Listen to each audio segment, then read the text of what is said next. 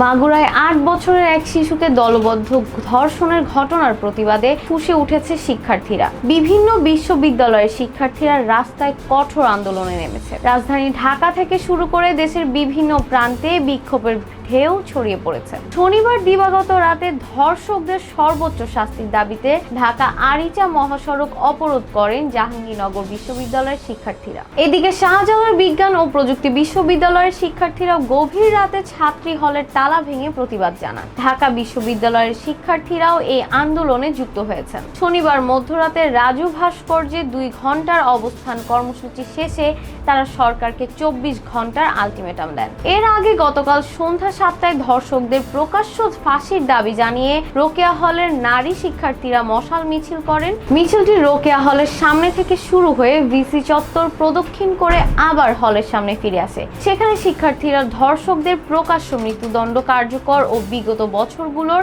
যারা ধর্ষণের সঙ্গে জড়িত ছিলেন তাদের বিচার নিশ্চিতের দাবি জানান। শিক্ষার্থীদের দাবি, দেশের বিভিন্ন জায়গায় সাম্প্রতিক সময়ে যেসব ধর্ষণের ঘটনা ঘটেছে তার সুষ্ঠু তদন্ত এবং দ্রুততম সময়ের মধ্যে দোষীদের সর্বোচ্চ শাস্তি দেখতে চান তারা। বিশেষ করে মাগুরায় 8 বছরের শিশু ধর্ষণের ঘটনায় জড়িতদের সর্বোচ্চ শাস্তির দাবি করেন তারা। বিক্ষোভে অংশ নেওয়া জাহাঙ্গীরনগর বিশ্ববিদ্যালয়ের রসায়ন বিভাগের শিক্ষার্থী শামসুজ্জামান বলেন, 24-এর গণ অভ্যুত্থান জনগণ যে স্বপ্ন নিয়ে রক্ত দিয়েছিল, জীবন দিয়েছিল, সে স্বপ্ন এখন দুঃস্বপ্নে পরিণত হয়েছে। অন্তর্বর্তীকালীন সরকার আইন শৃঙ্খলা পরিস্থিতি স্বাভাবিক করতে পারেনি। সারা দেশে ছিনতাই ডাকাতি বেড়েই চলেছে।